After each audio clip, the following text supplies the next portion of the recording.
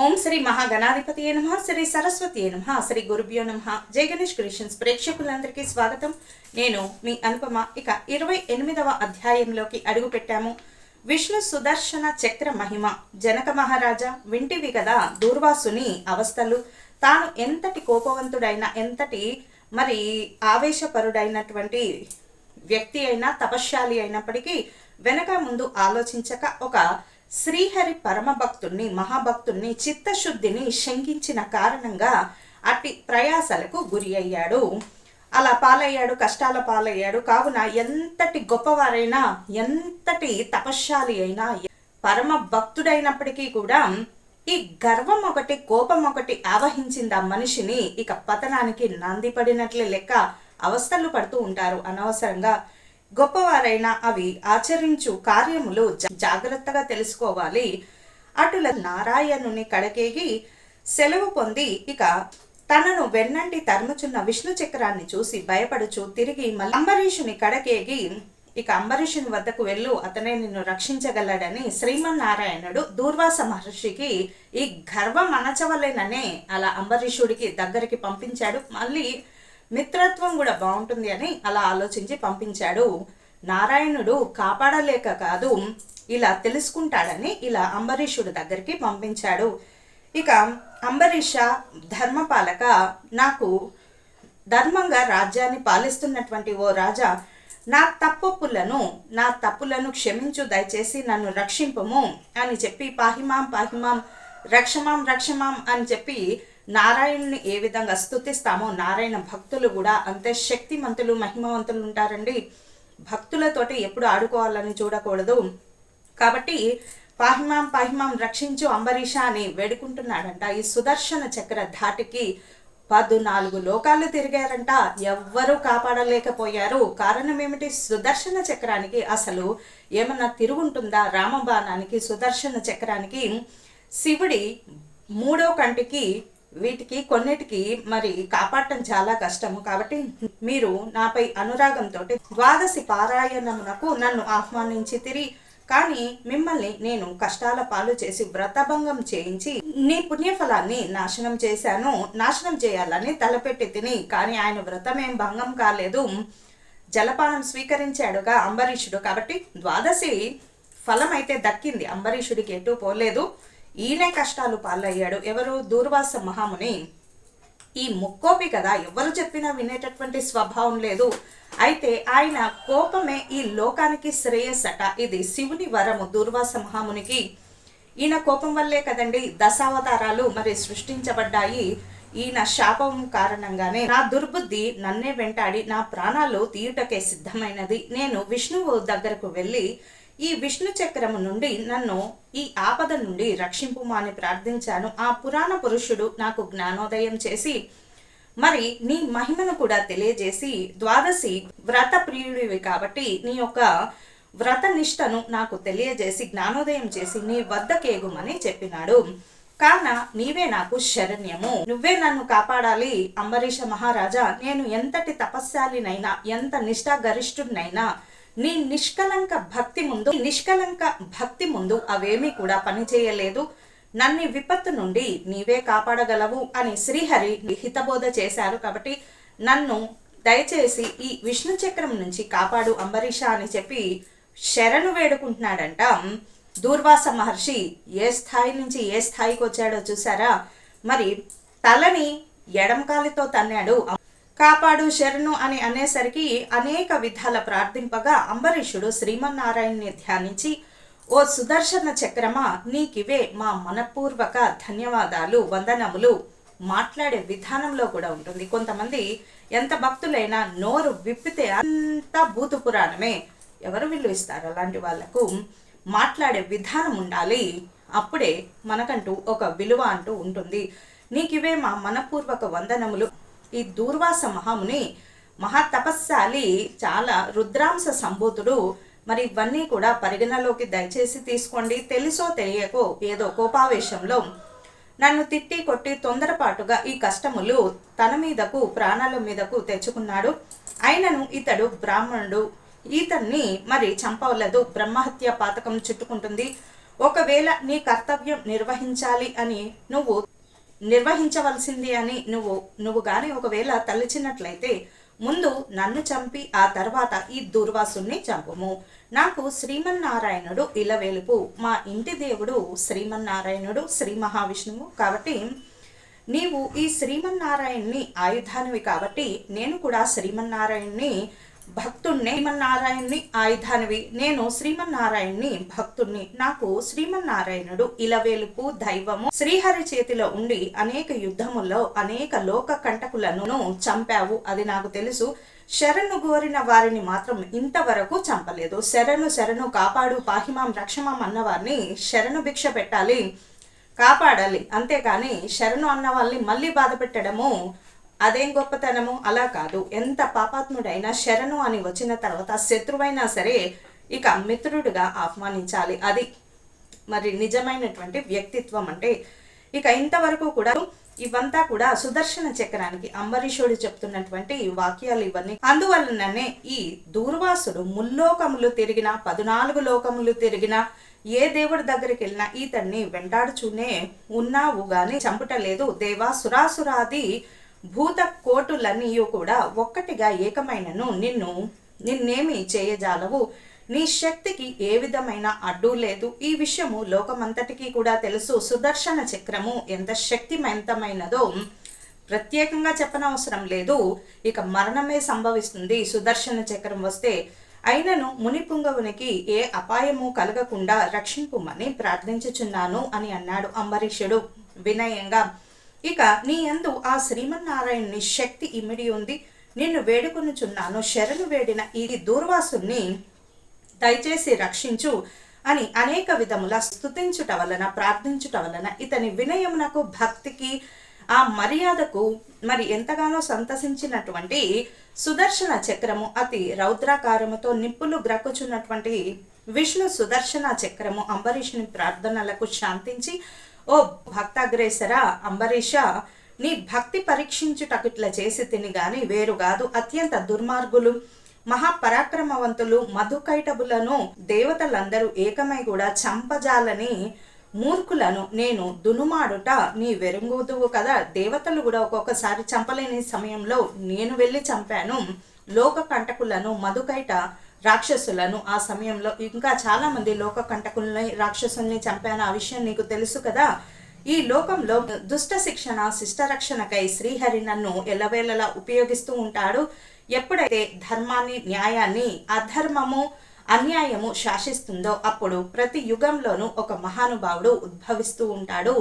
అది మరి లోకం ఎరిగినటువంటి లోకోక్తి. చెడ్డ ఎక్కువ అవుతున్న కొద్దీ లోకంలో ప్రళయం కానీ అలా సంభవించిన తర్వాత ఒక మహాపురుషుడు ఉద్భవిస్తాడట. మరి లోకాన్ని ఎవరు రక్షిస్తారు? ప్రతి యుగంలోనూ భగవంతుడు ఏదో ఒక రూపంలో జన్మిస్తూ ఈ లోకాన్ని రక్షిస్తూ హితబోధ చేస్తూ ఉంటారు. అయినా వినకపోతే ఇక పోతారు. కాబట్టి శ్రీహరి నన్ను వినియోగించి ముల్లోకములందు ధర్మములను స్థాపించుచుండును. ఇది ఎల్లరకు తెలిసినటువంటి విషయమే. దుష్ట శిక్షణ శిష్ట రక్షణకై ముక్కోపియగు దూర్వాసుడు నీపై పగబూని నీ వ్రతము నాశనం చేయాలని తలంపు చేసుకొని కళ్ళు ఎర్రజేసి నీ మీద రౌద్రము చూపించాను.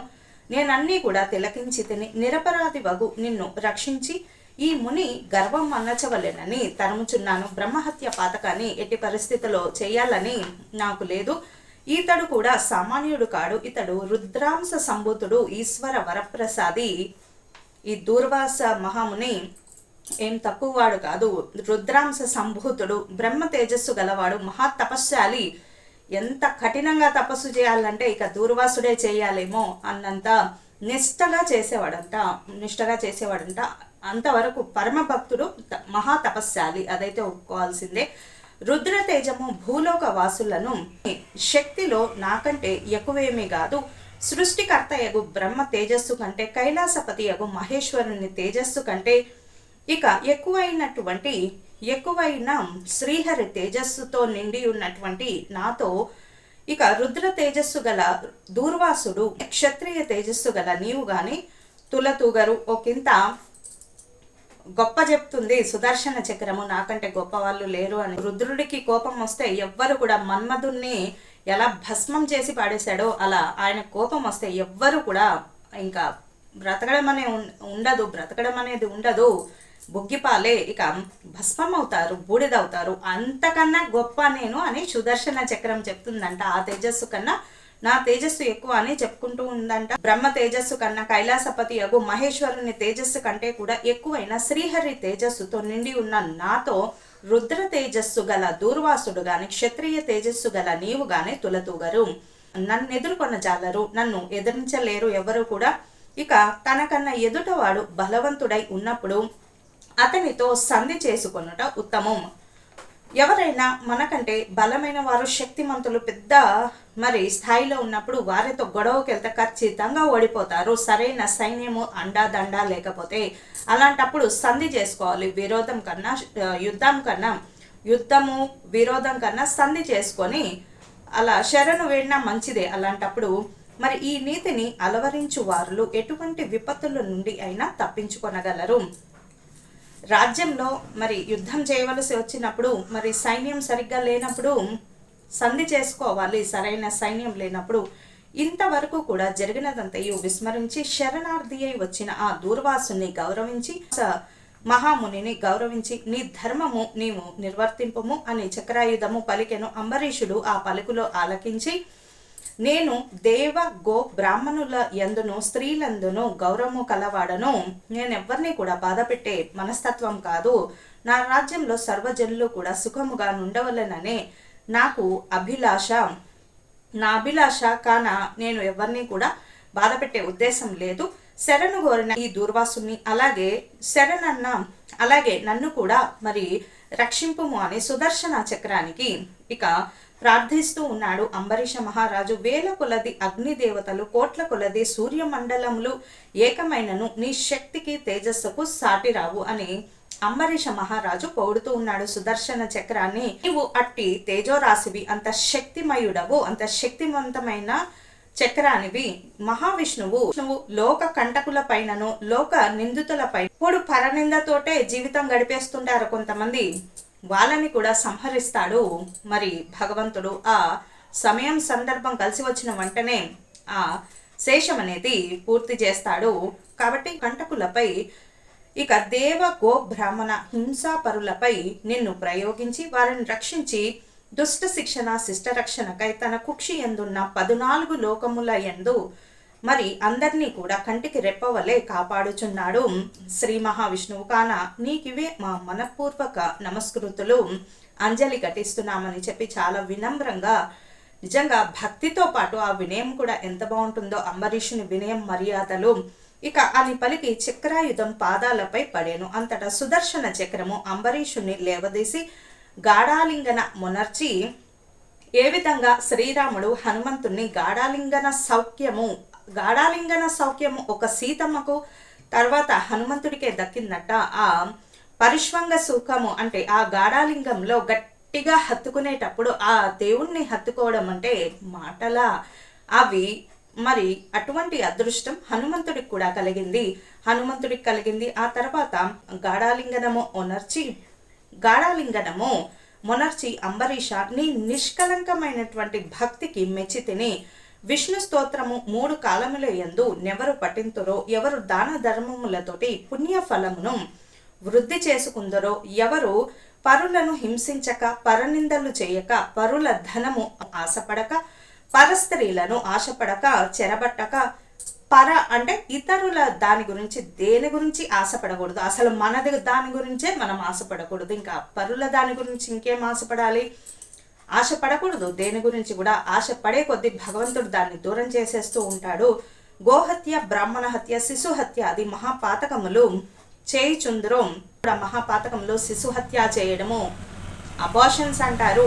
మాకు ఆడపిల్లొద్దు, లేదంటే పిల్లలు ఎక్కువ అయ్యారు, ఇవన్నీ ముందే ఆలోచించుకొని కనాలి. ఒకసారి గర్భం వచ్చిన తర్వాత గర్భస్థ శిశువును, గర్భస్థ పిండాన్ని విచ్ఛిన్నం చేయడం కూడా శిశుహత్యే కదా. శిశుహత్యను చేయడము, అలాగే ఏ ఇతర చిన్నపిల్లల్ని శిశుహత్య చేయడము, స్త్రీ హత్య చేయడము, గోహత్య చేయడము, బ్రాహ్మణ హత్య చేయడం, ఇవన్నీ మహాపాతకములు.